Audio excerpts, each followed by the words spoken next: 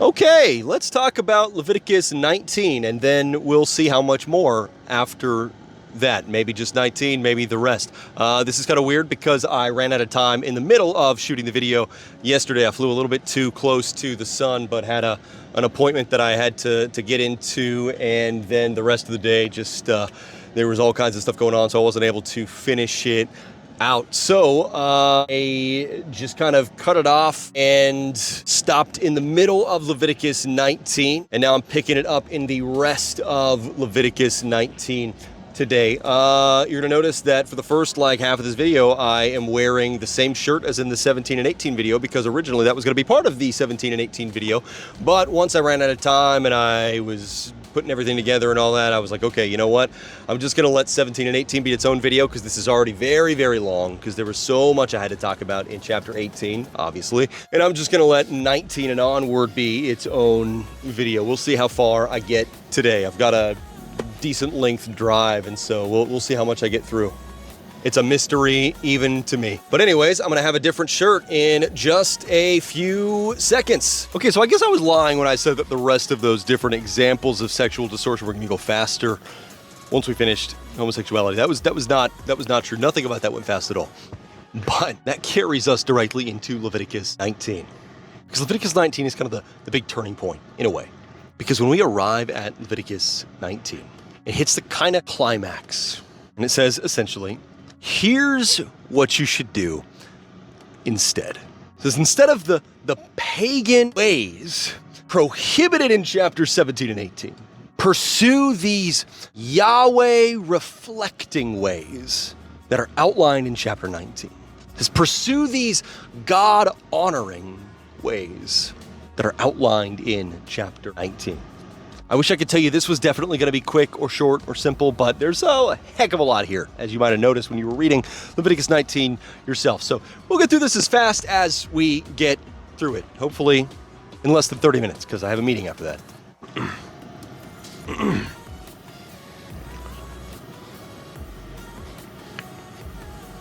But it essentially says, I've told you a little bit about how to purge the wicked, unjust, idolatrous influence of the pagan cultures you were indoctrinated into out of your minds and your hearts and your lives and your communities. Now, here are some ways that you can build a mindset and a heart and a practice and a culture that reflects my goodness and my glory. He says, start here. First, Leviticus 19:4.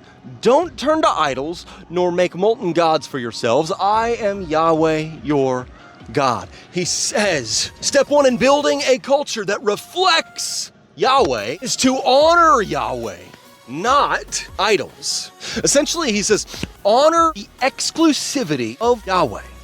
Treat Yahweh as the only true God, because he is the only true God. And because Yahweh is the only true God, do not give your worship to any false gods. And in the same way, do not participate in any of the occult practices associated with those gods, such as body cutting or divination or bloody meat or mediums and spiritists and so on and so forth. We see this in Leviticus 19:26 through 28. It says, you shall not eat any meat with the blood in it. You shall not use enchantments nor practice sorcery. You shall not cut the hair on the side of your head or clip off the edges of your beard. You shall not make any cuttings in your flesh for the dead, nor tattoo any marks on you. I am Yahweh. That is not saying tattoos are sinful. This is talking about a pagan ritual that involved tattooing your body. It's not saying there's no reason you should ever cut your body. They have to cut your body if they're going to do surgery and stuff like that. This is talking about a pagan ritual that involved cutting your flesh on behalf of the dead. It's not saying that you can never cut the sides of your hair or the edge of your beard. Orthodox Jews do not need to be doing the hair and beard thing that they do. They can, it's fine. You can do it as a cultural thing. But God did not tell anyone that they could never cut the sides of their head or their beard. This is talking about a pagan ritual that involved cutting the sides of your hair and the edge of your beard. And on and on and on. In the same way, Leviticus 19:31, don't turn to those who are mediums nor to the wizards. Don't seek them out to be defiled by them. I am Yahweh your God. This is not talking about playing Dungeons and Dragons. This is not talking about watching Harry Potter. This is not talking about Lord of the Rings. This is not talking about anything like that. Those are all fictional games, and they're fine. When it talks about mediums and wizards and sorcery and enchantments and divination and so forth, it's talking about seeking out spiritual power for yourself by way of other gods or other entities, other spirits. You could say that occultism is kind of the opposite of science. Science is the act of investigating God's world to figure out how it works, to figure out how to best cultivate it, so that humans, animals, the rest of creation can flourish and ultimately honor the Lord through the ways that we cultivate and augment the world that He's given us. Occultism is seeking out spiritual power for yourself by trying to ape it off the backs of other spiritual beings. And God frames that act of seeking spiritual power for yourself through any other gods or entities or occult practices and so forth as spiritual adultery or spiritual prostitution. That's Leviticus 20 verses 5 and 6. It says, then I will set my face against that man and against his family and will cut him off, and all who play the prostitute after him to play the prostitute with Moloch, that's another god, from among their people. The person that turns to those who are mediums and to wizards to play the prostitute after them, I will even set my face against that person. I will cut him off from among his people. He says, cut off anyone who persistently, unrepentantly, again, remember, we're not talking about somebody who just stumbles into something and makes a mistake. We're talking about somebody who makes it a purposeful pursuit, persistently, unrepentantly, intentionally uses occult practices like mediums and so forth. It says, cut them off from among the people and stone anyone who goes as far as to begin sacrificing their children to false gods like Moloch. He says, Leviticus 20 verse 2, you shall tell the children of Israel, any one of the children of Israel or of the strangers who live as foreigners in Israel who gives any of his offspring to Moloch shall surely be put to death. The people of the land shall stone that person with stones. He says, step on to creating a Yahweh exalting, Yahweh reflecting culture is to honor God, not idols, not false gods, not occult avenues. Step 2, he says, is honor authority. It says, Leviticus 19:3, each of you shall respect his mother and his father. You shall keep my Sabbaths. I am Yahweh, your God. Now, he specifically mentions parents, mothers and fathers, but this is actually not just about parents. We talked about the same thing when we were working our way through the 10 Commandments. Honor thy father and thy mother, that it may go well for you in the land, and so on and so forth. The same thing is happening here. It's explicitly mentioning parents, but it's ultimately talking about authority in general. It's talking about kind of the authority structure of the universe. We see that in Leviticus 20, verse 9, when it says, for everyone who curses his father or his mother shall surely be put to death. He has cursed his father or his mother. His blood shall be upon himself. Wow, okay, does that mean if you yell at your parents or you say a cuss word to them or something like that, then you need to be put to death? No, that is not what cursing your parents meant. Cursing your parents does not mean yelling at your parents or getting angry at them sometime or anything like that. Cursing your parents is literally about cursing them. Remember, this is the ancient Near East. They literally cursed people sometimes. They literally blessed people and they literally cursed people. Why does that matter? It's because the act of cursing an authority figure is rejecting their authority over you entirely. It is flat out rejecting not only that person, but their very station. It is rejecting it's essentially rejecting the institution of parenthood, period. And if the institution of parenthood goes, the rest of society goes. Like we talked about, the family structure goes, the rest of the social order goes. Rejecting the basic institution of parenthood in general, the basic authority of parenthood in general, doesn't mean that every single child needs to obey their parents, because some parents you should not obey, right? But rejecting the very institution of parenthood, the very authority of parenthood, just as a concept, is ultimately rejecting all authority everywhere, period. And when you do that, society itself literally falls apart. Israel would fall apart. And so the alternative is you honor authority. You create a culture where we respect authority by default.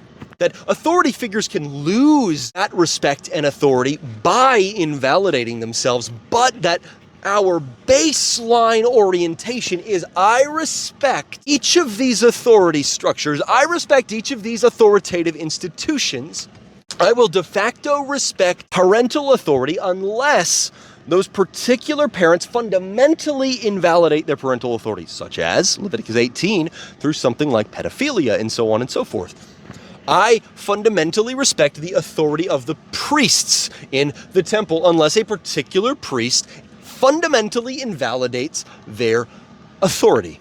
In which case, that priest has lost their authority, but the system itself still bears authority. I respect the authority of government in general unless a particular person in government fundamentally invalidates that authority and needs to be removed in some form or fashion. But that doesn't invalidate the very institution itself.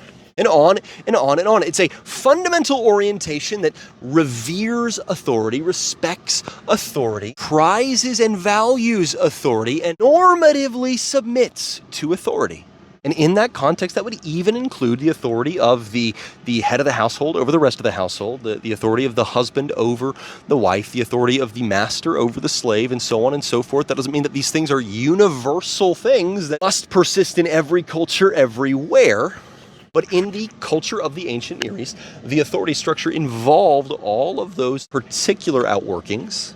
Hence the reason Paul says in Ephesians and Colossians and so forth, wives, submit to your husbands for exactly the same reason that children, you submit to your parents, for exactly the same reason that slaves, you submit to your masters, for exactly the same reason that citizens, you submit to your government. He treats all four of those things in basically the same way. We understand that slaves submit to your master does not mean that slavery needs to exist. It just means slavery existed then, so submit to the institution as it currently exists until it changes. In the same way, wives submit to your husbands doesn't mean that wives need to do every single thing their husbands say forever, anywhere, throughout all of time. It just means at that point in time, the husband was quite literally officially an authority figure over his wife, and you submit to the authority structure as it exists at the time until in some way it changes in the same way that we understand. Citizens submit to the government does not mean that if the government tells you to put a gun in your mouth and pull the trigger,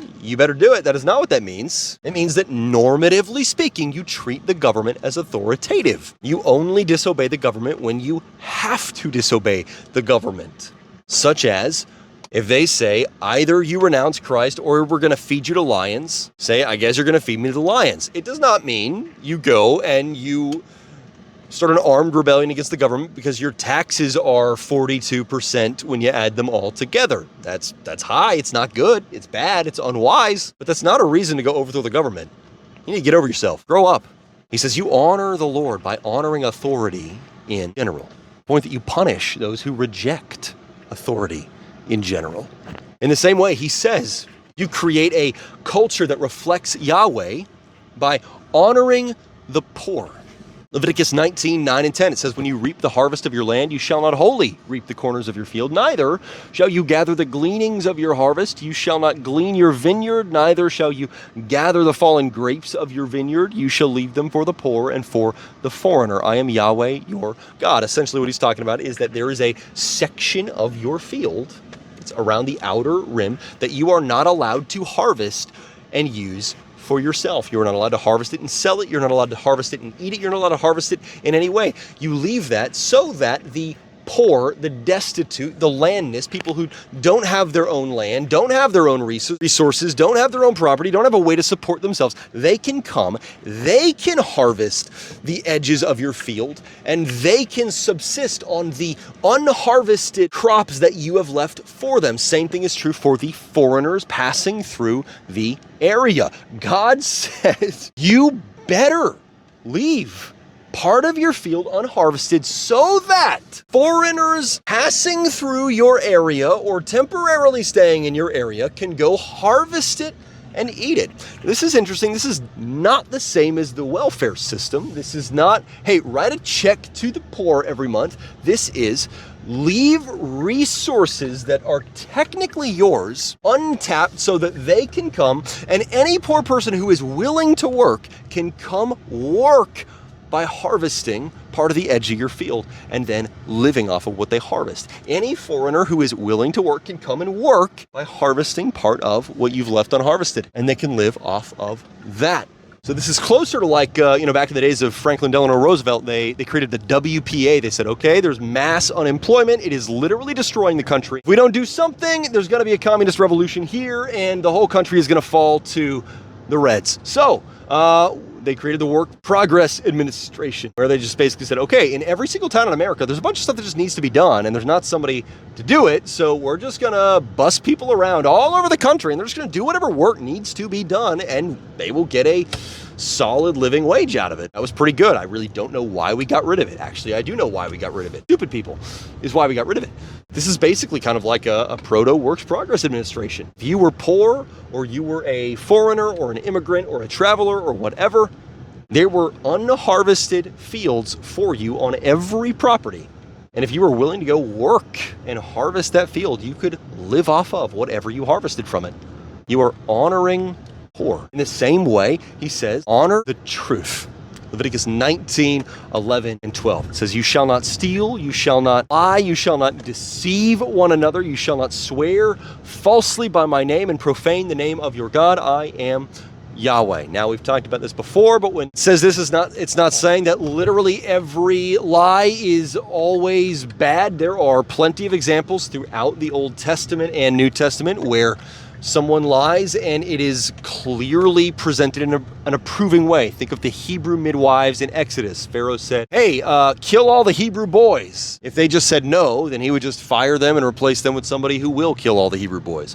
But instead of doing that, they said, okay, and then they just didn't kill the Hebrew boys. And so a bunch of Hebrew boys survived because they lied, and that is treated positively. So this isn't saying you can never, ever, ever lie to anyone ever for any reason, period. What it is saying is, do not make a habit or a norm or a practice of distorting the truth to benefit yourself. Do not make a habit of falsely saying something that is not true in order to get other people to do what you want them to do, think what you want them to think, believe what you want them to believe, act how you want them to act, and especially do not falsely bring my name into it. Do not say, the Lord told me this, so that they will believe it. The Lord told me that, so that they will do it. When you do that, you are quite literally taking my name in vain. And when you do that, you are profaning the name of the Lord. So there's a bunch of preachers out there who literally every single week profane the name of the Lord. Not because they say things that I disagree with, that's not the problem, but because they will get up and they'll say, God told me blank, God told me blank, God told me this, God told me that. No, he did not.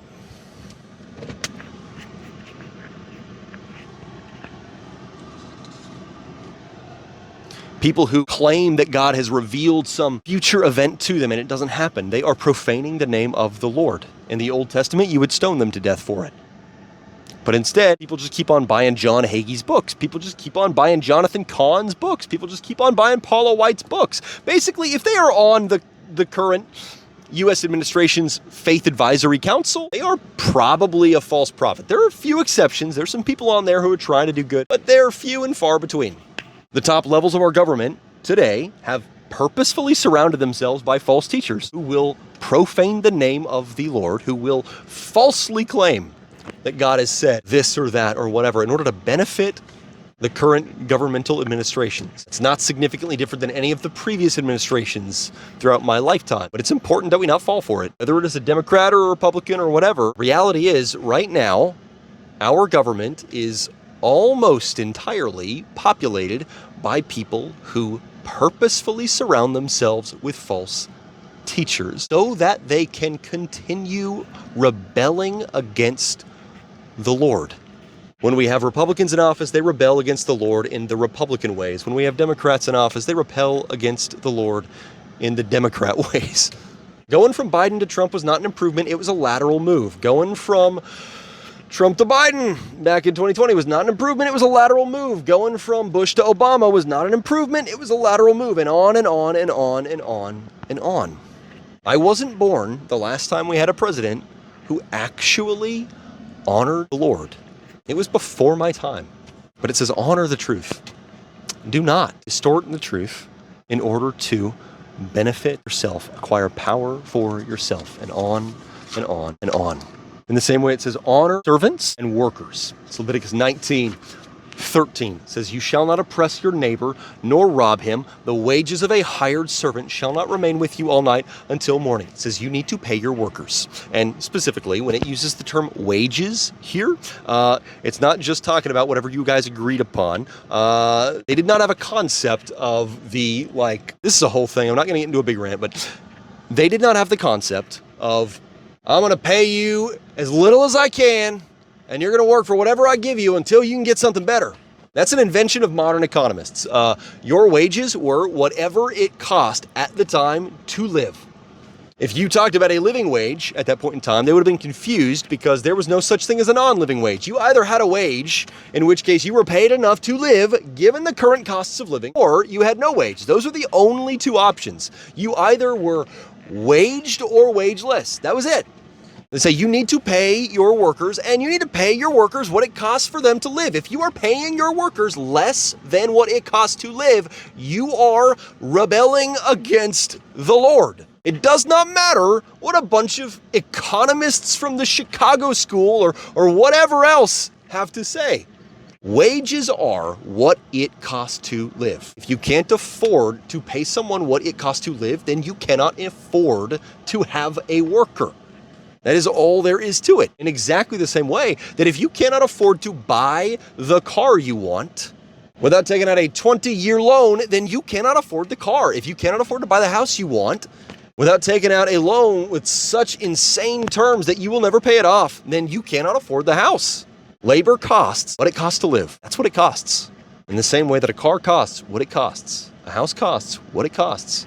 And so it actually compares withholding the wages of your hired servant or your worker to robbing your neighbor. There is no difference between not paying your worker or insufficiently paying your worker on the one hand versus robbing your neighbor. They are the exact same thing, just in different forms. In both cases, you are not honoring workers. You are not honoring servants. You are not honoring the baseline of what goes into work, labor, property ownership, and beyond. These are hard for us to hear because we've been straight up brainwashed by now centuries of, frankly, lies poured out by godless men who said, okay, well, the Bible says this, God said that, but listen, the laws of economics, the invisible hand, the market. There's very valuable stuff in the field of economics, but economists do not get to talk over the Lord. They do not get to redefine what a wage is. They do not get to redefine how work works. They do not get to redefine what it means to make a living.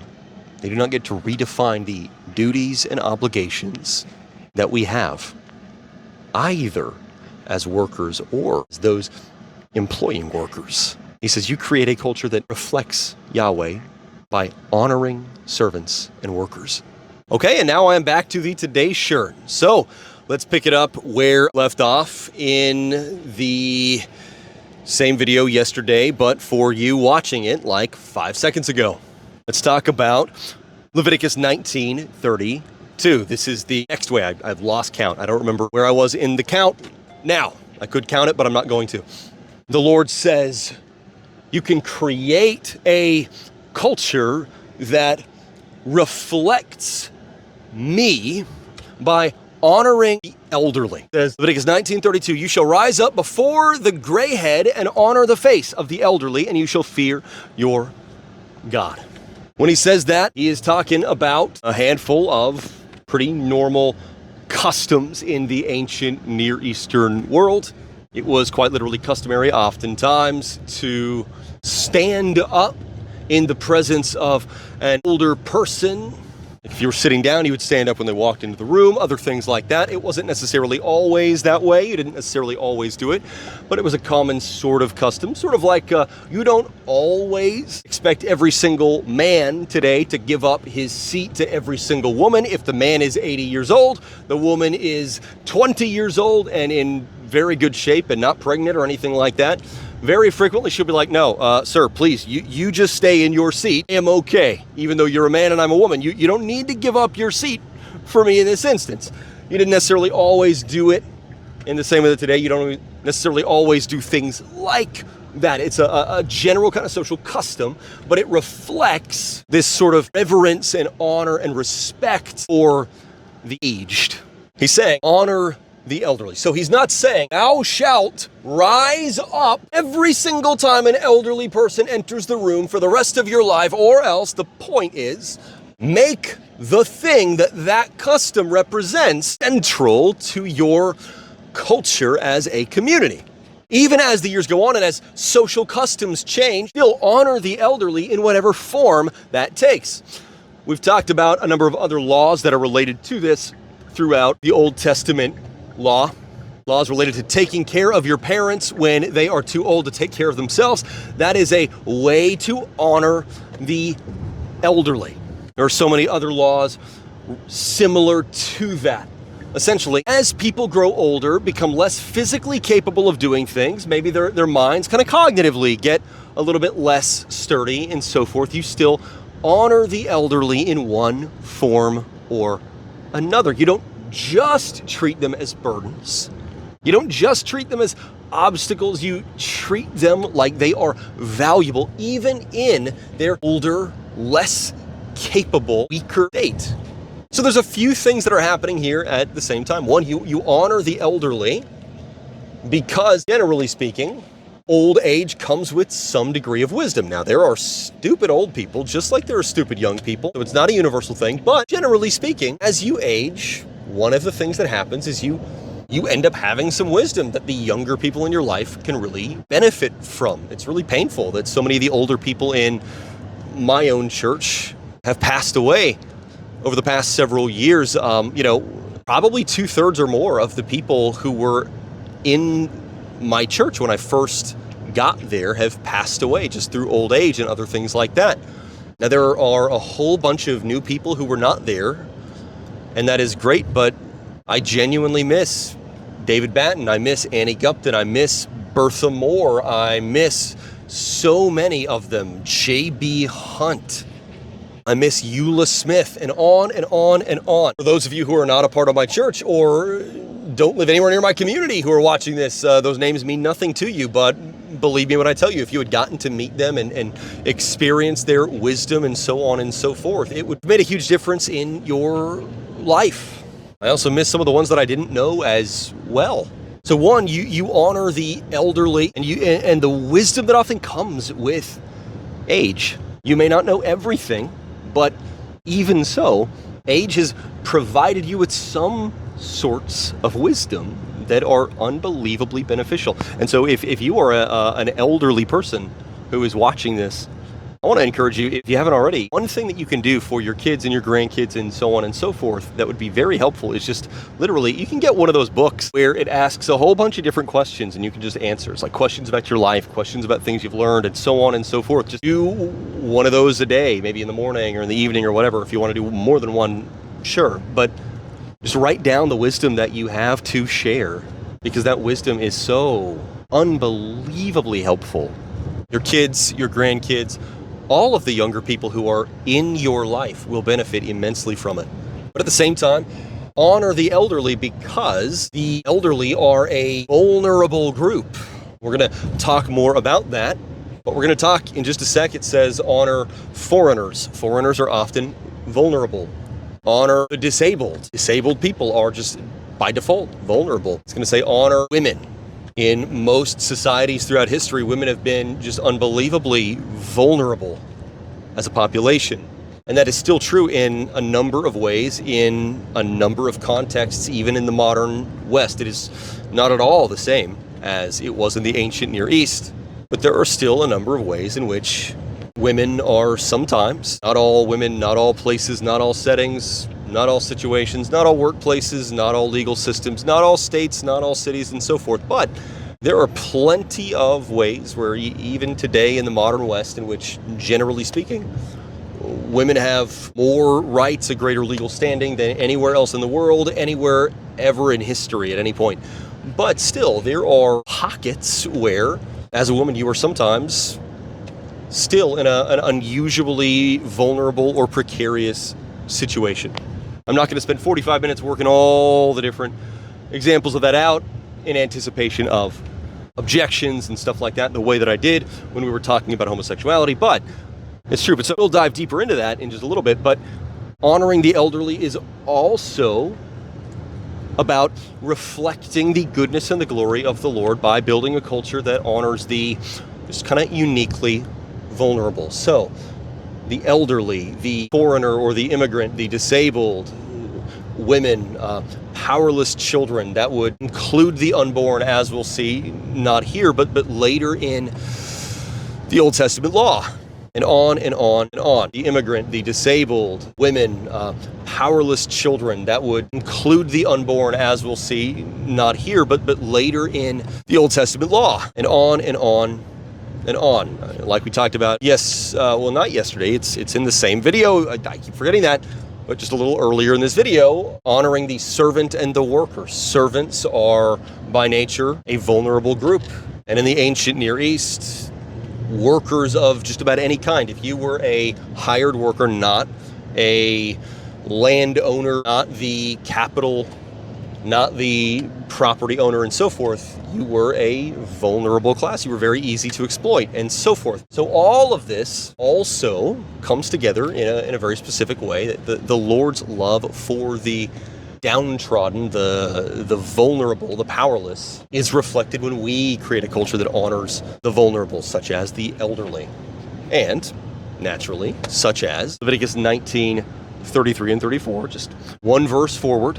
The same thing is true for creating a culture that honors foreigners. It says, Leviticus 19, 33 and 34, if a stranger lives as a foreigner with you in your land, you shall not do him wrong. The stranger who lives as a foreigner with you shall be to you as the native born among you, and you shall love him as yourself. For you lived as foreigners in the land of Egypt. I am Yahweh, your God. So there's actually a really fascinating logic. As always, the number one reason why we need to create a culture that honors foreigners, immigrants, sojourners, people, whether they are passing temporarily through ancient Israel, the way that sort of like a seasonal migrant worker might be. I've got a lot of those in my area, or someone who has moved to Israel kind of long-term for one reason or another, or, of course, someone who has flat out settled in Israel, entered God's covenant, become part of God's people after moving from one of the surrounding pagan nations. Whatever the case,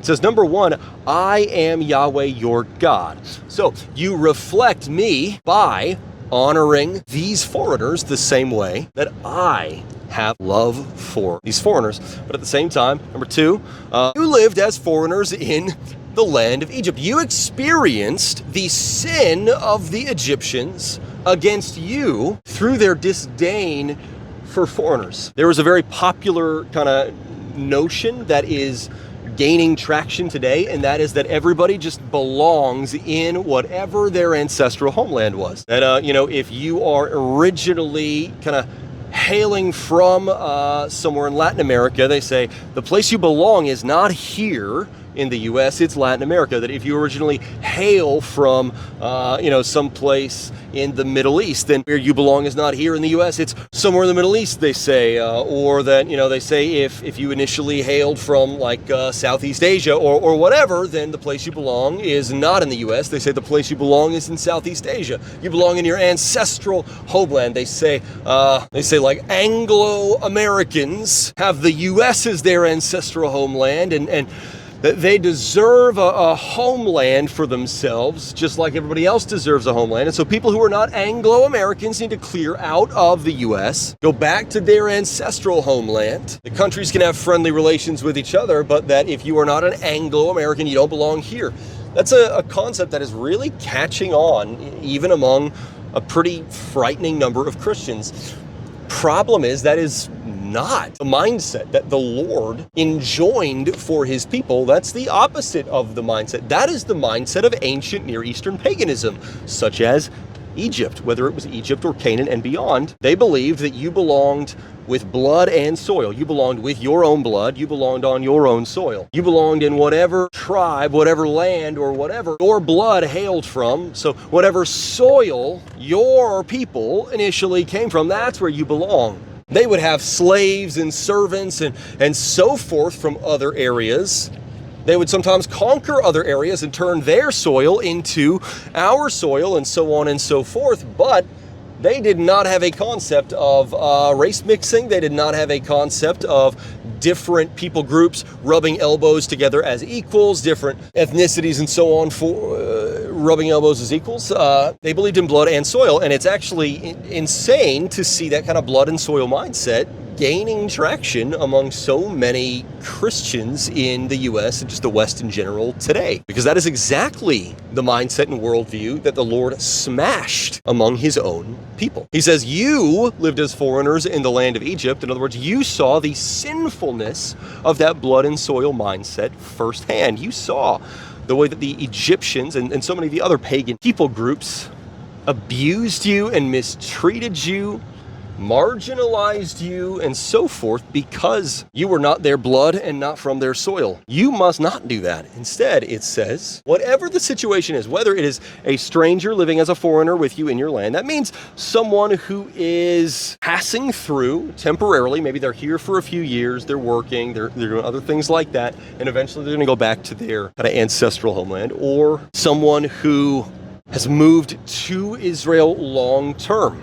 whether that is long-term but temporary, sort of like a migrant worker or something like that. They wouldn't be able to own long-term property in most cases, not all cases, but most cases. There were odd situations we'll talk about once we get to the end of Leviticus, or cases in which someone from the surrounding pagan nations literally moves to Israel, becomes essentially an Israelite, and so on and so forth. Eventually, they would simply no longer be seen as a foreigner if they entered the covenant, became permanent members of ancient Israel.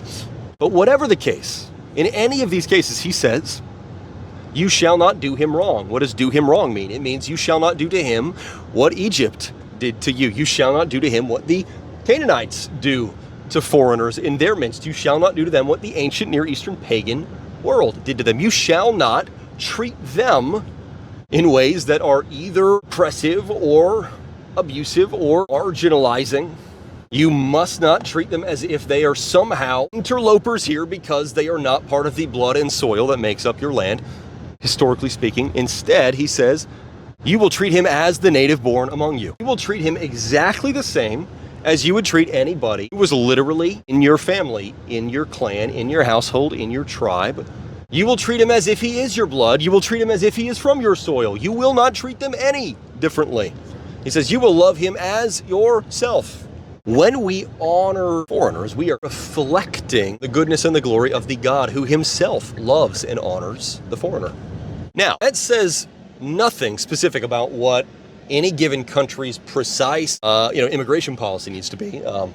This has nothing to say about how many people any given nation should grant visas to in a year. It says nothing about exactly what the quota or the cap or whatever should be for how many people to admit into the country each year. That's something that each individual nation is going to need to work out for itself. However, it does mean that if a country is constantly changing the rules on foreigners in their midst, the way that the U.S. has for the past 40 years, that is a form of mistreating foreigners. They need to be able to know exactly what the rules are, exactly what the laws are, exactly how they're going to be enforced, exactly what is and is not acceptable, exactly what will and won't fly, and so on and so forth.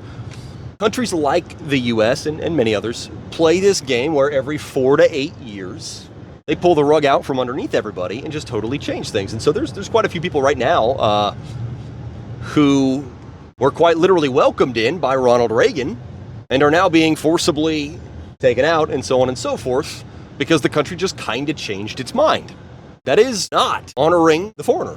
That's not a political issue. That's a fundamental issue related to the moral design the Lord created the universe with. How tight border restrictions are, how loose border restrictions are, other things like that. Those are political issues that need to be governed by wisdom. But on the baseline level, the way that you as a nation or community treat foreigners, immigrants, sojourners, and so forth is not really a political issue. It's an issue of whether or not you are going to be obedient to the Lord, whether you're going to live according to his design, or you are going to rebel against him and reject his design. And in that sense, whether it is the kind of right-wing parties in the U.S. or the left-wing parties in the U.S., the conservatives or the liberals or whatever, the open borders people or the support everybody people, all of those different factions within the U.S., what they've essentially done is created a culture that absolutely does not submit to the Lord by honoring the foreigner, because this constant tug of war has created a system that is basically lawless. It's created something that is extremely chaotic. It's created something that is totally unpredictable. It's created something where it's basically impossible to know what the actual rules are, because the rules change every 15 minutes. When the party changes, when public opinion changes. So the country will say, come on in, and then the country will say, get the heck out. The country will say, hey, come on, we need workers. And then the country will throw you into a van and send you back to a country you literally didn't even come from. Country will say, hey, come here for political asylum. Get away from the communist dictators in Venezuela. And it'll say, never mind, we changed our mind. We did some polls. They're not happy about it.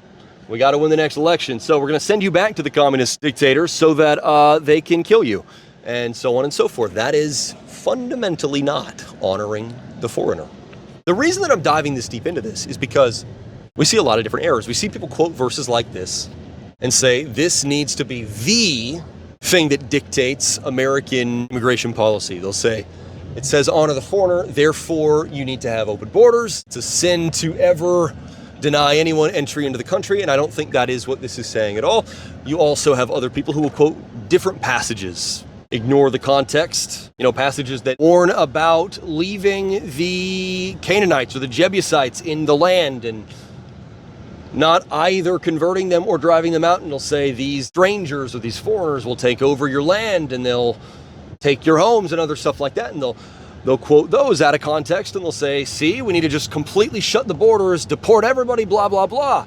In both of those cases, I think they're misapplying it. This is not meant to be some kind of direct copy-paste to shape every single country's foreign policy. But what it is doing is providing the fundamental principle as the people of God. We are called to create a culture that honors the foreigner, and a nation that is primarily populated by Christians, that is literally primarily populated by people who are among God's people, should absolutely reflect these baseline principles. It's actually, frankly, it should be embarrassing to have a country that is 60 to 70% Christian on at least some level, but whose laws, whether it is related to the foreigner or the elderly or property ownership or women or the disabled or the Sabbath or any other number of things, the majority of the population is Christian, and yet we are in radical rebellion against the baseline principles the Lord has laid down for us throughout his word in one way after another. And there's not even one group we can blame for it. In states where the left-wingers are in charge, we see a ton of rebellion against God's clearly laid down design in left-wing ways. In states where the right-wingers are in charge, we see a whole bunch of ways. They are radically in rebellion against God's design in right-wing ways. And on and on and on. It should genuinely embarrass us that we have a country that is overwhelmingly Christian by demographic, at the very least, but where there is straight up not a party in the political sphere that you can point to and say, hey, they're trying to honor the Lord. Where there is not a place in the U.S. where you can say, hey, the laws here very clearly were intended to honor the Lord. It should embarrass us that we have a culture, even as a majority Christian nation, that basically just ping-pongs between different ways to spit in the face of the Lord with our laws and our customs and our norms and our attitudes. That's one of the reasons why I am so annoying every few years around election time, people say, you better go vote for these guys. It's the most important election of our lifetime. And I'm like, no, this guy wants to spit in God's face in conservative ways. This guy wants to spit in God's face in liberal ways. I'm going to go vote. I'm going to go do all the things. But I'm not going to gaslight myself into believing that this is some great battle between good and evil. This is a great battle between bad guy number one and bad guy number two. And most of the time would be better if they both just got hit by a bus. But the Lord says, create a culture that honors Yahweh by honoring all these different things. And so honor the elderly, honor the servant and the worker, honor the foreigner. He says, honor the disabled. Leviticus 19:14, you shall not curse the deaf, nor put a stumbling block before the blind, but you shall fear your God. I am Yahweh. Now, this is actually really interesting. It literally presents this principle in the form of kind of like a gag. This is sort of a joke. You shall not curse the deaf. The deaf cannot hear you, right? You shall not put a stumbling block before the blind. The blind cannot see, so they would fall over. These are both things that are mean, but like if you saw it happen, on some level would be funny. If you were watching a movie and there was a blind person and they fell over because somebody put something in their way, it would be funny. It would be telling you, okay, the person who did that is a bad person. In the same way, if you were watching a movie and somebody kept yelling out curses at a deaf person, in the context of the movie, it would be funny. And also, it would be telling you, okay, the person cursing the deaf over there, that's a bad person. That's one of the bad guys. Literally uses like a Three Stooges gag here to illustrate this principle. The point is, like, do not take advantage of the deaf because of their deafness. Do not take advantage of the blind because of their blindness. Do not use these disabilities as ways to gain advantage over them. Do not do things to make life even harder for people who have these disabilities. The implication here is do the opposite. Do what you are reasonably able to do to make life easier for people who are disabled in one form or another. And remember, this is paradigmatic. That word paradigmatic, that means that these laws don't just mean you do these things and that's it. These laws mean do this and stuff like it. Don't do that and don't do stuff like that. So don't do things like curse the deaf. Don't do things like put a stumbling block before the blind. Instead, do stuff that is like the opposite. Do stuff that would be helpful to the deaf. Do stuff that would be helpful to the blind. And blind and deaf is just one paradigmatic example, two paradigmatic examples. The same thing is true for people who are mobility impaired. The same thing is true for people who are cognitively impaired, and on and on and on. To the extent that it is manageable and doable, create a culture that makes life easier for the disabled rather than harder. It doesn't mean that you should do things that make stuff unbelievably more difficult for everybody else in order to make things a little easier for those who are disabled. But what it does mean is that generally speaking, your culture should be aiming at the target, that is, making life easier for the disabled. In the same way, like I talked about earlier, it says honor women. Leviticus 19, verses 20 through 22, it says, if a man lies carnally with a woman who is a slave girl, pledged to another man and not ransomed or given her freedom, he shall be punished. They shall not be put to death because she was not free. He shall bring his trespass offering to Yahweh to the door of the tent of meeting, even a ram for a trespass offering. The priest shall make atonement for him with the ram of the trespass offering before Yahweh for his sin, which he has sinned, and the sin which he has sinned shall be forgiven him. This is an example of a little bit of what I was talking about in the 17 and 18 video, where God treats some situations a little bit differently than others when it comes to these things. The situation it's describing here is there is a slave girl and there is a man. She's been pledged to be married to another man. Maybe she knows about that, maybe she doesn't. She's a slave. However, she has not been married to him. She still hasn't finished her term as a slave. We don't know how much longer there is on her term or anything like that. It may be years, depending on how close they are to the year of Jubilee or the end of her 7-year term, and so on and so forth. We'll get into all that later in Leviticus. But this is something that is different than plain old adultery. We see a very similar situation in cases of just flat out fornication.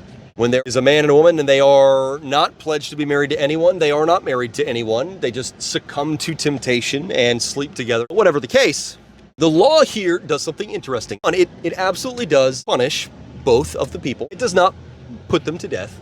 However, above all, we see it going pretty far out of its way to protect the woman involved. The reason is not to excuse her sin, because she is part of this situation, but to protect her from the worst potential outcomes. We are going to see this more in quite a few of the other laws that we talk about. But as we've talked about before, in the ancient Near East, they placed an extremely high value on virginity as a concept. They understood that this wasn't literally true, but it was just one of those kind of cultural things that was just inescapable. They essentially saw the fact that a woman had already had previous sexual partners as kind of a disruption of the paternity of any future children she may have with any future husband or anything like that. Again, they were aware that having sex with somebody else 5 years ago has no effect at all on whether or not the baby she has with you, her current husband, is actually yours or not, but it was just kind of a sort of cultural norm, a sort of cultural piece of symbolism, I guess you could say. And so most men, unless they were just very, very righteous, very duty-bound, very sincere, flat out just would not marry a woman who was not a virgin. And in the same way, would not marry a woman who had had a child by someone else, would not marry a woman with a child that he would have to raise because they would not raise some other man's child. They wanted their own blood. They wanted their own descendants. They wanted their own line, and so forth. And they associated non-virginity in a potential bride as a sort of wrinkle in that. So, in so many of the laws that we see throughout Exodus, Leviticus, Numbers, and Deuteronomy, what we see happening is that if a man sleeps with a woman who either was meant to eventually marry this other person she's pledged to, or is simply currently not pledged to be married to anyone, then he has to take responsibility for her. Because, naturally, as a non-virgin now, most likely the man she was pledged to will not marry her, which is understandable. If we were engaged and you cheated on me, I would probably not go through with the marriage, at least under normal circumstances. But in the same way, most likely no other man will marry her either, because now she is not a virgin. So, kind of in the cultural symbolism that they were accustomed to, there would be kind of a black mark over your future children. Again, it wasn't good that they had that mindset, but that was the mindset, and the Lord is working within the mindset that they had spent their entire lives soaking in and sponging up. He's speaking to them in language they can understand. And so if you are the man who has slept with this woman, which now basically closes off all future options to be married by another man and be supported by that man, you have to take responsibility for the rest of her life. You have to either A, marry her and be the man who takes care of her for the rest of her life, or B, you have to pay the full bride price for her. You have to provide enough money to essentially fund the rest of her existence. So you have to provide for her whether you marry her or not. Essentially, if you close off the future options that could be available to her, you have to become the option that is available to her. You don't get to hit it and quit it. You don't get to take away her marriageability in that culture and then just walk away with no consequences. And so it's protecting women in that sense. In the same way, it says that you may not prostitute your daughter out. That was an unbelievably common thing in the ancient Near East, especially if you were a poor family with no other options. It was also a very common thing in ancient paganism. Often, in the ancient pagan cultures in the ancient Near East, you would see families give one of their daughters to be cult prostitutes for the local god. They would be essentially prostitutes in whatever the local god's temple was or other things like that. And men would come and they would pay the temple and they would have sex with the temple prostitute, who often was a young girl, often, 12 or 13, something like that, sometimes even younger. And that was considered a ritual in honor of the local god. And so there was this entire kind of machine and system built around exploiting young girls as part of the pagan worship process. That was one of the standard things you could expect if you were a girl in the pagan culture of the ancient Near East at that point in time. But the Lord says, you must not follow that custom. You must not follow in their footsteps. You may not exploit your culture's young girls, your generation's young girls. You may not exploit your daughters as temple prostitutes. You may not provide for your family by pimping your daughters out in cases where it was monetary prostitution rather than religious pagan temple prostitution. And you may not simply use up a whole bunch of different women, completely destroy their future prospects for marriageability to be supported, and then move on to the next one. It says, no, you reflect the goodness and the glory of Yahweh by protecting the women in your midst.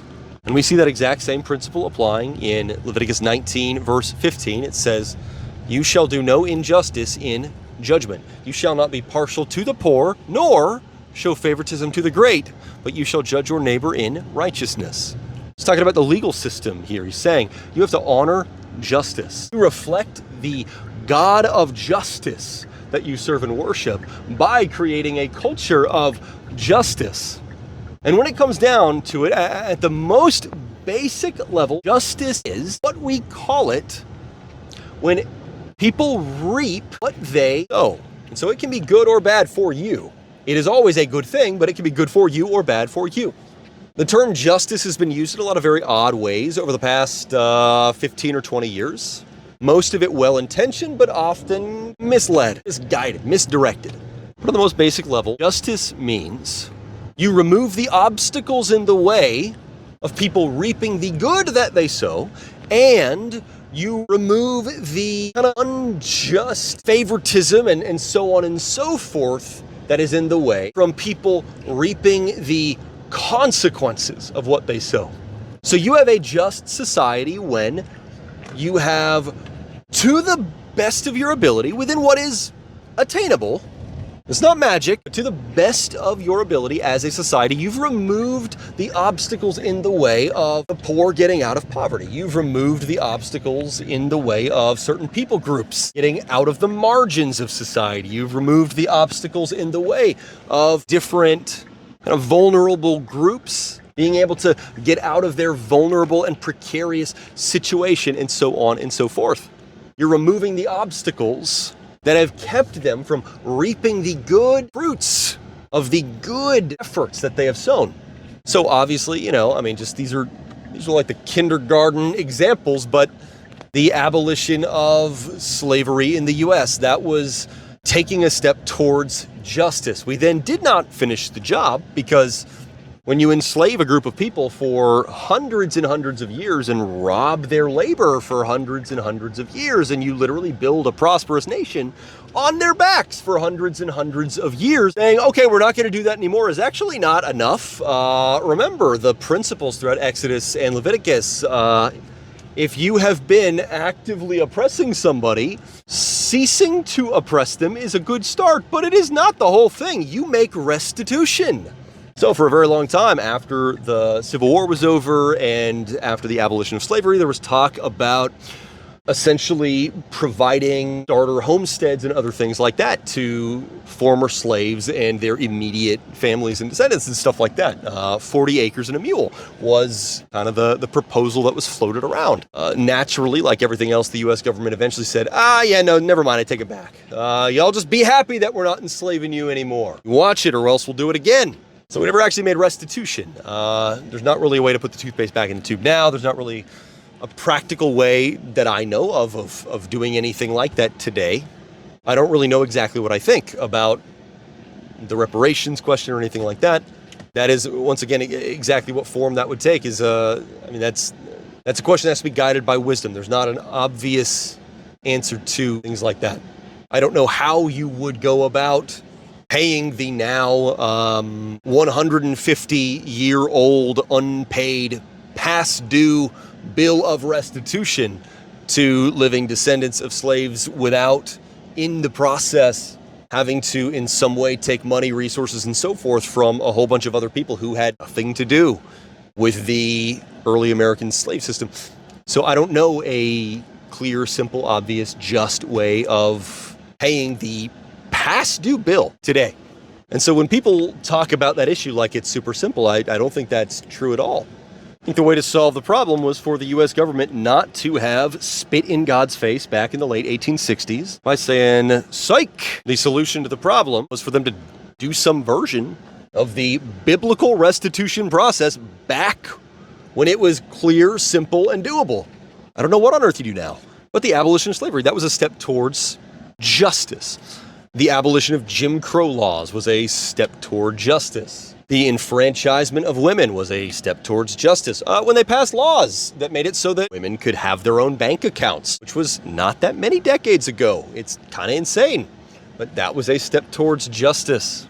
Each new state that finds a wise way of outlawing elective abortions. I'm not talking about terminating a pregnancy where both the baby and mother are in danger, such as an ectopic pregnancy. I'm not talking about terminating a pregnancy when there is an extremely high likelihood that either mother or baby will die and mother will be left with staggering health issues. Either way, I'm not talking about those things, what they call kind of medical abortions or other things like that. I would actually use a different word. I would simply not use the word abortion to describe that. But elective abortions.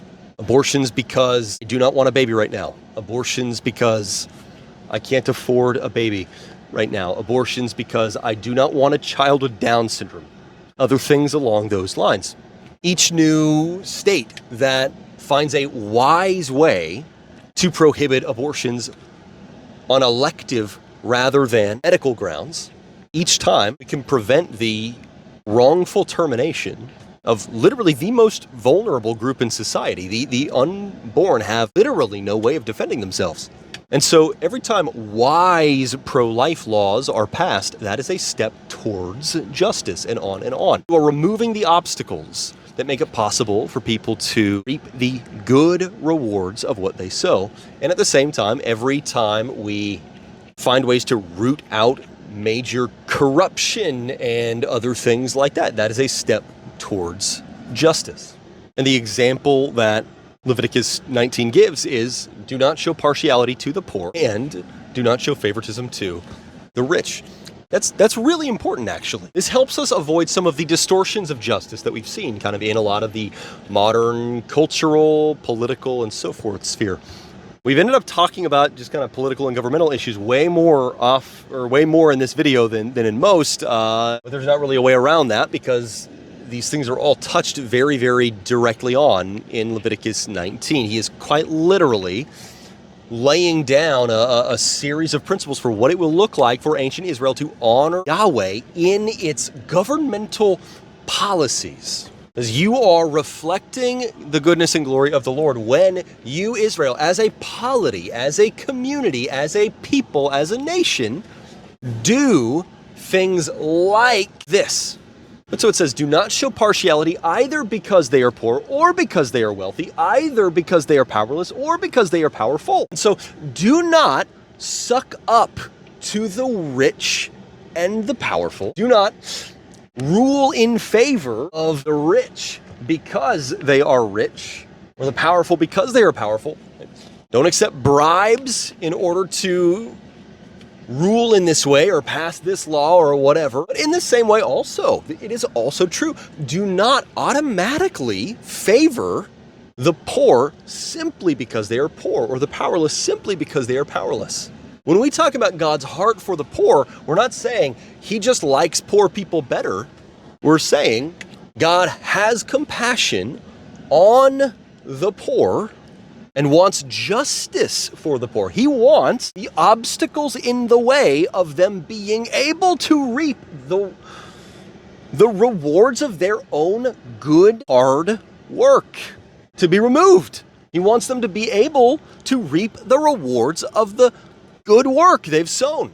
When we talk about God's heart for the powerless, we're not saying God just likes people who have no power more. And if you want God to like you, then you better not become wealthy. You better not become influential and powerful. That's not what we're saying. We're saying that God has compassion on the powerless, and God wants the obstacles in the way of the powerless, the obstacles that are keeping them powerless, to go away. He wants the boot that is on the neck of the poor and the powerless to be taken off. That's what we mean when we say that. And so in exactly the same way, we sometimes see people who essentially believe that whatever the issue is, whoever is poor, whoever is marginalized, whoever is part of a vulnerable group or whatever, they must be right. And whoever is richer or more powerful or whatever, they must be wrong. Essentially, that you just need to kind of reflexively side with whoever has less power in a situation. That is not true. Sometimes you can be part of a vulnerable group and still be dead wrong in this particular situation, this particular issue. Being poor does not make you virtuous. Being poor does not make you wise. Being poor does not make you good. Being poor does not make you right. Being poor does not make you trustworthy. Being poor does not make any of those things true. You can be poor and evil, just like you can be poor and righteous. You can be poor and dishonest, just like you could be poor and honest in the same way. You can be rich and righteous, just like you can be rich and unrighteous. It's absolutely true that there are levels of wealth that it is very, very difficult to get to without in some way subverting justice. 100%. It's absolutely true that it is probably hard to own a rocket ship company. It's probably hard to get to a place where you have more money than most countries have, and so on and so forth. It's probably hard to get to that place without using unrighteous means, exploitative means. But the fact that you have a bunch of money is not the problem. When people say abolish billionaires, best case scenario, that is just horrifically unclear wording. More common scenario, that is fundamentally confusing the issue. Justice does not mean emptying out Elon Musk's bank account. However, justice very well might mean putting him on trial for illegal actions taken in the process of getting to $1 trillion. Justice does not mean emptying out all of Jeff Bezos's money holdings. However, justice absolutely would mean inflicting penalties on Amazon for firing people for using the bathroom every 6 hours or so. And on and on and on. What a lot of people describe when they use the word justice is really revenge. It's driven by resentment. But justice is not revenge. Resentment does not give birth to justice. Justice is not about taking this thing away from that person because they have too much money and giving it to these people because they don't have enough. Justice is about removing the obstacles that have been keeping these people over here from being able to acquire enough money, enough resources, enough whatever. And if something that this other person over here who has a lot of money is doing is part of the obstacle, then justice is preventing them from being able to do that thing that is an obstacle. Having $1 billion is not an obstacle to this person over here. Bribing people in Congress to pass laws that make it easier for them to essentially strip mine the resources of so many of these people over here so that they are never able to get up above the bottom rung of the ladder. That is what we're talking about. Justice would mean preventing them from doing that. And so, Leviticus 19, the Lord says, you create a culture where you do not favor the poor, and you do not favor the rich, you do not favor the powerless, and you do not favor the powerful. Create a culture where everyone can reap what they sow, whether it is good or it is bad. That is what justice looks like. But in the same way, he says, create a culture that honors human life in general. So, not everything in this list is about, in some way, protecting the vulnerable and so on and so forth. There is other stuff going on here, but I kind of put them all together because I figured, let's just knock them all out now, right? Leviticus 19, 17, and 18 says, you shall not hate your brother in your heart. You shall surely rebuke your neighbor and not bear sin because of him. You shall not take vengeance nor bear any grudge against the children of your people, but you shall love your neighbor as yourself. I am Yahweh. Now, does that mean that it is literally, illegal to have negative feelings towards somebody else? No. That term, hate your brother in your heart, this is very similar to what Jesus is talking about in the Gospels, and it's a commonly misunderstood one. You hear a lot of sermons, Bible studies, and stuff. They say, Jesus said, not only are you not allowed to kill people, you're not even allowed to hate them. He says, if you hate your brother, that's the same as killing him. Hold on, no. When it says, you shall not hate your brother in your heart, and when Jesus says, if you hate him in your heart, it's as if you have already committed murder against him in your heart. What this is talking about, hating your brother in your heart, that was essentially You can kind of say it's like this is a specific term that very specifically is about nursing your disdain for a certain person or a certain family or whatever to the point that it just keeps on growing and growing. Your hatred for them keeps growing and you keep encouraging your own hatred. Your disgust towards them keeps growing and you keep on encouraging it to the point that you actually arrive at the place where it has become plausible in your mind that maybe you should kill them. Maybe you should harm them. Like getting to the decision to kill somebody under most circumstances, not somebody's coming at you with an axe and you got to kill them in self-defense, not you're on the field of war and there's just not another option and other things like that. But most of the time, to get to the place where you are willing to kill someone in cold blood, that it takes time to get there. You slowly get to that point by nursing your rage, nursing your hatred, nursing your disdain, nursing your disgust towards that person for years and years and years. That's hating your brother in your heart.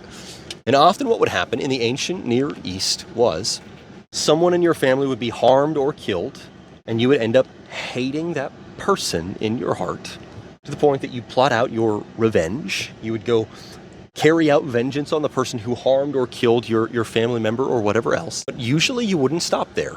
Usually what would happen was you would get to the point over years and years and years of just cultivating that hatred in your heart towards them that eventually it's a full-on blood feud. You and others in your family will go and you will kill not only the person who harmed or killed someone in your family, but you will also kill their family. You will kill their wife. You will kill their children. You will kill the servants in their household. You will kill their livestock. You will kill everybody there. It was not uncommon for whole families to be wiped out in vengeance over one person who was killed in this other family. These are blood feuds. And we see again and again and again throughout Exodus, Leviticus, Numbers, and Deuteronomy, law after law after law. It is designed to do this one exact thing. Prohibit blood feuds like this. And so, like in Exodus, when we talked about an eye for an eye, the point is not, hey, if somebody hurts you, you better go hurt them. The point was, listen, you have to be proportional.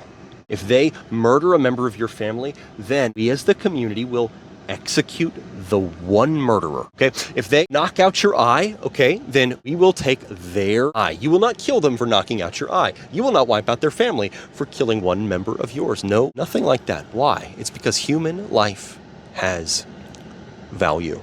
The Lord created human life sacred, and we reflect His goodness and His glory when we value human life. This is teaching us year after year after year, every time something comes up, to value the image bearers that God has created and placed alongside you. In the same way, I'm about to run out of time, so I got to hurry up with these. Leviticus 19:11, it says, "You shall not steal."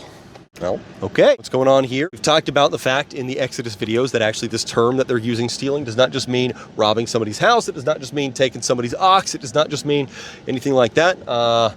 This could apply to stealing someone's property. It could apply to stealing someone's land. It could apply to stealing a person, to essentially kidnapping someone, taking them far, far away where nobody knows them, and then selling them as a slave, and on and on. Whatever the case, you honor other people's property. You honor their ownership.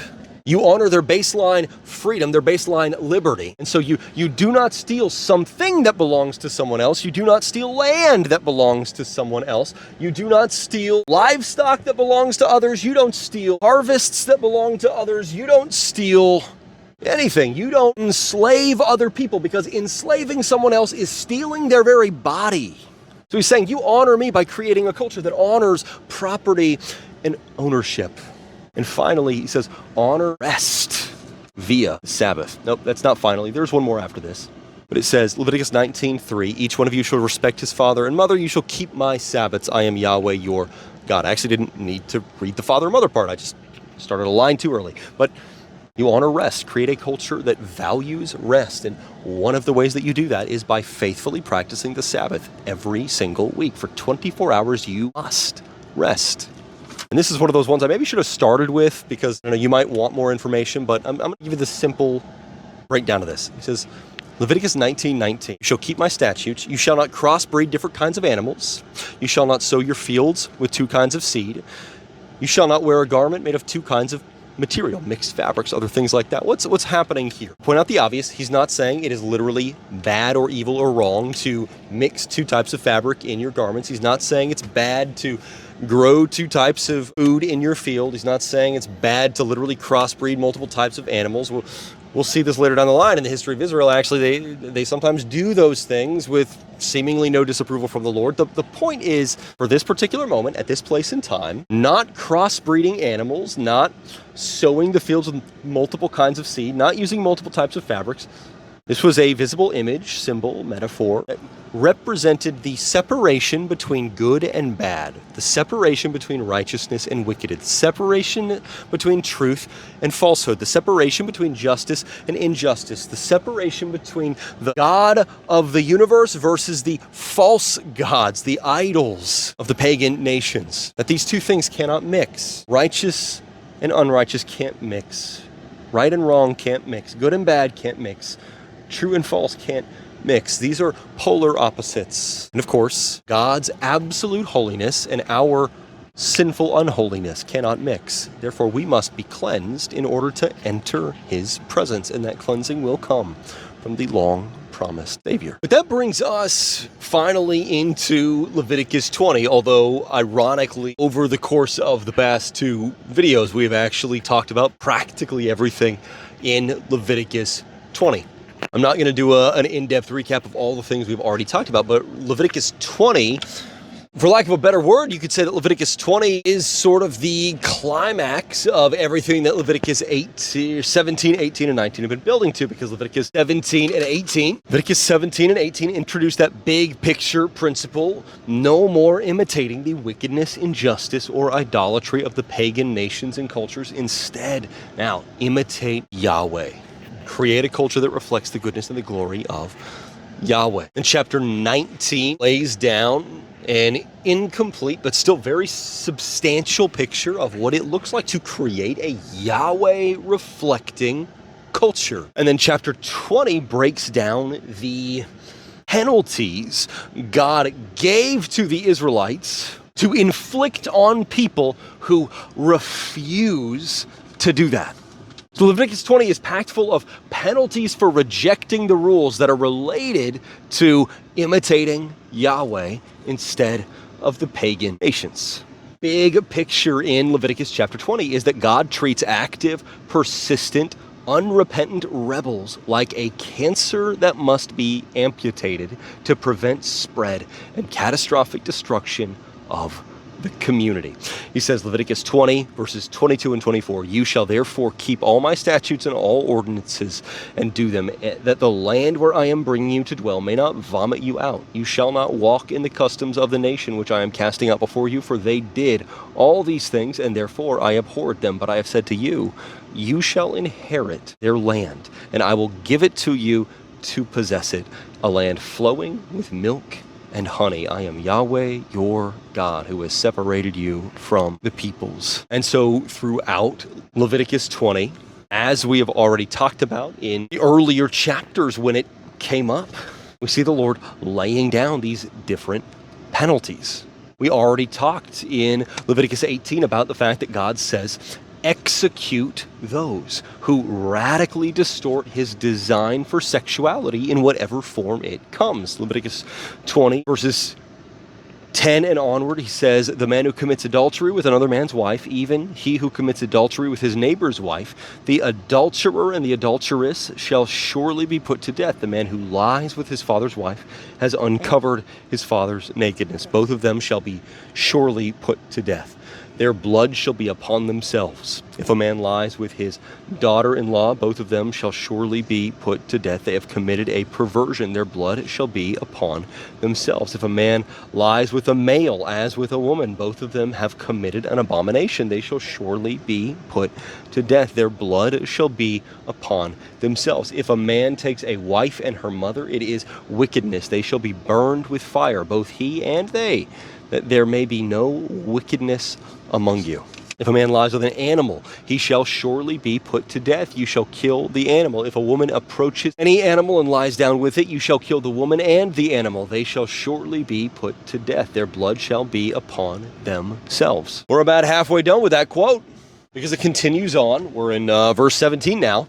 It says, if a man takes his sister, his father's daughter, or his mother's daughter, and sees her nakedness and sees his nakedness, it is a shameful thing. They shall be cut off in the sight of the children of their people. He has uncovered his sister's nakedness. He shall bear his iniquity. If a man lies with a woman having her monthly period and uncovers her nakedness, he has made naked her fountain, and she has uncovered the fountain of her blood. Both of them shall be cut off from among their people. You shall not uncover the nakedness of your mother's sister, nor of your father's sister, for he has made his close relative naked. They shall bear their iniquity. If a man lies with his uncle's wife, he has uncovered his uncle's nakedness. They shall bear their sin. They shall die childless. If a man takes his brother's wife, it is an impurity. He has uncovered his brother's nakedness. They shall be childless. The same way, we've talked about the way that Leviticus 20 says that you execute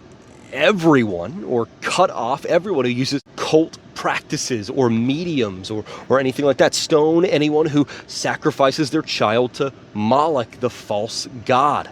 Says Leviticus 20 verses 6, then I will set my face against that man and against his family and will cut him off, and all who play the prostitute after him to play the prostitute with Moloch from among their people. The person that turns those who are mediums, or turns to those who are mediums and to the wizards to play the prostitute after them, I will even set my face against that person and will cut him off among his people. He says, Leviticus 20 verse 2, moreover, you shall tell the children of Israel, anyone of the children of Israel or of the strangers who live as foreigners in Israel, who gives any of his offspring to Moloch, shall surely be put to death. The people of the land shall stone that person with stones. He says, as well, put those who reject authority altogether to death. It says Leviticus 20 verse 9, everyone who curses his father or mother shall surely be put to death. He who has cursed his father or his mother, his blood shall be upon himself. We said cursing your parents in this context does not mean yelling at your parents or getting angry at them. It means an outright rejection of parental authority in general and all forms of authority